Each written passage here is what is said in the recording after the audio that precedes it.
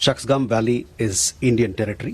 China के साथ तो हमारे डेली कुछ ना कुछ पंगे और कुछ कुछ बातचीत और कुछ ना कुछ स्टेटमेंट्स चलते ही रहते हैं। Rare video of a border clash between Indian and Chinese troops has gone viral on social media. We have never recognized the so-called China-Pakistan boundary agreement that happened in 1963. 13 में आप लोगों ने यानी कांग्रेसियों ने चाइना को सीड कर दिया था, चाइना को कंसीड कर दिया था, चाइना को एक तरह से हैंडओवर कर दिया था, उसको रिक्लेम करने का कोई प्रयास नहीं। कंट्रीज की इन्वेस्टमेंट के लिए गवर्नमेंट अप्रूवल मैंडेटरी है। गलवान क्लैश के बाद ये रूल और स्ट्रिक्ट हो गए, फिर भी पिछले साल कुछ relaxation the. We do not recognize the so-called China-Pakistan economic corridor either. जो वाई जंक्शन का बॉटल नेक चल रहा था पिछले 13-14 साल से, वो वाई जंक्शन का बॉटल नेक भी भारतीय सेना ने क्लियर करवा लिया, बल्कि मैं कहूँगा भारतीय नेतृत्व ने क्लियर करवा लिया। आज ट्रम्प की भी स्टेटमेंट अगर आप देखें उस ईरान की, अब वो बोलते हैं कि अगर कोई भी मुल्क ट्रेड करेगा ईरान से उसके ऊपर On Shaksam Valley, comments that have been made by China, India has given a very strong response, saying that India considered the 1963 agreement between Pakistan and China illegal. उन्होंने सेना की डीफंडिंग शुरू कर दी और सेना की डीफंडिंग करते करते 1962 तक ऐसे हालात हुए कि एक हद तक चलता है।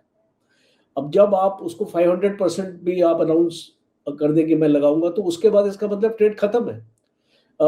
कोई भी नमस्कार दोस्तों ये बहुत ही इंपॉर्टेंट वीडियो है और एक न्यूज़ ही ऐसी आ रही है कि भारतीय सेना ने एक बहुत बड़ा जो पैच था ये सक्शम वैली का, ये चाइनीज़ से खाली करा लिया है।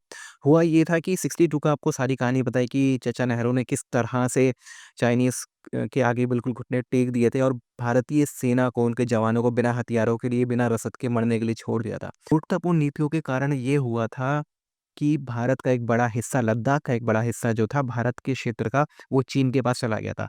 और उसके बाद चीन की लगातार ये कोशिश थी और उसके बाद ये नीति चीन की आगे बढ़ती रही, लगातार भारत की ज़मीन पे कब्जा करने का इनका धीरे धीरे जो इस्लामी स्लाइजिंग वाली नीति उस पर चीन चलता रहा। 2013 में जब कांग्रेस की सरकार थी तो चीन ने सक्शम वैली और उसके एक बड़े हिस्से पे कब्जा कर लिया था और उस समय की कांग्रेस सरकार ने और विदेश मंत्री जो थे सलमान खुर्शीद, उन्होंने इसे डिनाई कर दिया था कि ऐसा कुछ हुआ ही नहीं, जो कि पूरी तरह से झूठ था। उसके बाद डोकलाम का विवाद होता है और धीरे धीरे अब भारतीय सेना ने या भारतीय नेतृत्व ने पूरी जगह खाली करा ली है। यानी कि कांग्रेस के समय में जो जगह चीन ने हड़प ली थी 2013 में, अब 10-11 साल बाद फाइनली भारतीय सेना ने, भारत की सरकार ने उसको चीन से खाली करा लिया है। और यहाँ पे जो चीनी घुसपैठ होती थी इस ट्रायंगल में, जो ये लोग आते थे, वो पूरी तरह से अब बंद हो गया। तो ये बहुत बड़ी न्यूज़ है। आप इस सब के बारे में क्या सोचते हैं कमेंट बॉक्स में ज़रूर लिखिएगा। वीडियो अच्छा लगे तो लाइक करें, शेयर करें, चैनल को सब्सक्राइब करना ना भूलें और बेल का आइकन प्रेस कर दें लेटेस्ट नोटिफिकेशन के लिए। आइए आगे बढ़ते हैं इस वीडियो में। चाइना के साथ तो हमारे डेली कुछ ना कुछ पंगे और कुछ कुछ बातचीत और कुछ ना कुछ स्टेटमेंट्स चलते ही रहते हैं। तो उसी सिलसिले में एक शक्सगाम वैली है, आपने सुना होगा शक्सगाम वैली। तो शक्सगाम वैली जो है, आप अगर ये देखेंगे यहाँ पर जो मैप आप देख रहे हैं, इस मैप में ये यहाँ कहीं ऊपर आएगी शक्सगाम वैली। तो वो शक्सगाम वैली जो है उसका इतिहास ये है कि 1962 में जब भारत का और चीन का युद्ध हुआ और उसके बाद में कुल 38,000 स्क्वायर किलोमीटर एरिया जो भारत का था वो चाइना के पास चला गया। बहुत सा तो पहले से ही था, क्योंकि हमारे जो नेहरू चाचा थे वो बॉर्डर्स की पुलिसिंग में विश्वास नहीं रखते थे। आपको पता है उनका तो सेना में ही विश्वास नहीं था। वो तो कहते थे कि साहब सेना की कोई आवश्यकता नहीं है, हम तो शांतिपूर्ण देश है, हम सारा काम पुलिस से करवा लेंगे। और इसी कारण उन्होंने सेना की डीफंडिंग शुरू कर दी और सेना की डीफंडिंग करते करते 1962 तक ऐसे हालात हुए कि जब चीन ने हमला किया तो भारत जो था वो पूरी तरह से निस्सहाय था। तो उस समय चाइना ने अपनी क्लेम लाइन बढ़ाते बढ़ाते पहले उसने अक्साई चिन वाले क्षेत्र पर कब्जा किया।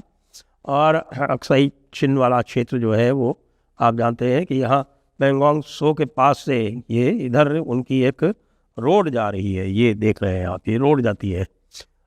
और उस रोड के आगे तक उन्होंने पूरा क्षेत्र क्लेम कर लिया। पहले रोड बनाई, रोड बनाते बनाते लोगों ने बताया भी कि नेहरू जी को, नेहरू जी चुप रहे। खैर 100 बात की एक बात कि 1962 के युद्ध में 38,000 स्क्वायर किलोमीटर एरिया जो था वो चीन के पास चला गया। वे लगभग 56 स्क्वायर किलोमीटर, 56 स्क्वायर किलोमीटर का मतलब लगभग आप समझिए 10 किलोमीटर बाई 6 किलोमीटर का जो क्षेत्र था वो चाइना ने वहाँ पर अपनी घुसपैठ कर ली और घुसपैठ करके वहाँ पर अपना कब्जा जमा लिया एक तरह से। तो उस समय अगर आपको याद हो, सलमान खुर्शीद साहब फॉरेन मिनिस्टर हुआ करते थे और उन्होंने इस चीज़ को पूरी तरह से डिनाई कर दिया। उन्होंने कहा ऐसा कुछ भी नहीं हुआ, ऐसा कुछ भी नहीं हुआ।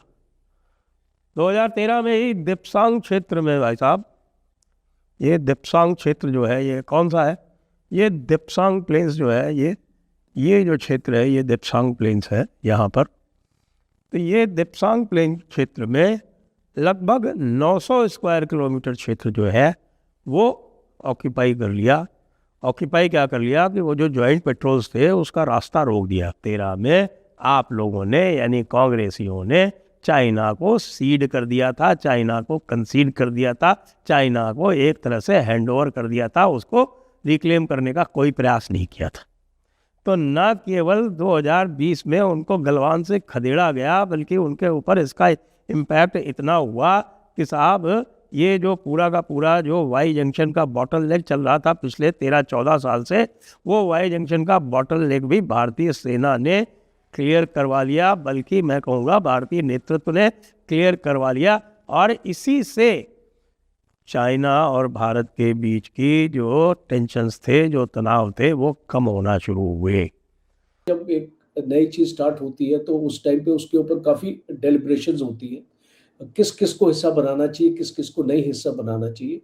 और उन दिनों आपको याद होगा कि ताल्लुकात इतने अच्छे नहीं चल रहे थे भारत और अमेरिका के, एक टग ऑफ वॉर चल रहा था और वो सीज फायर का भी एक स्टेटमेंट था ट्रम्प का जो भारत ने नेगेट किया। और फिर टैरिफ के ऊपर बातचीत चल रही थी, ट्रेड एग्रीमेंट साइन नहीं हो रहा था।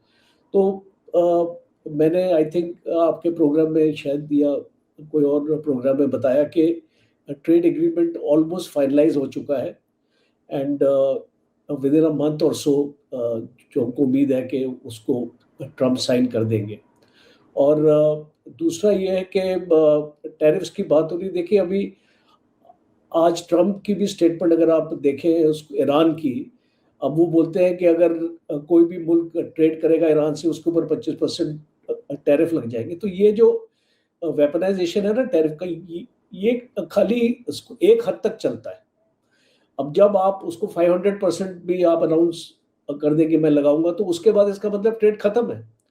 कोई भी कंट्री बियॉन्ड 25% अगर आप उस पर टैरिफ अपना लगाएंगे, कोई भी कंट्री वर्ल्ड की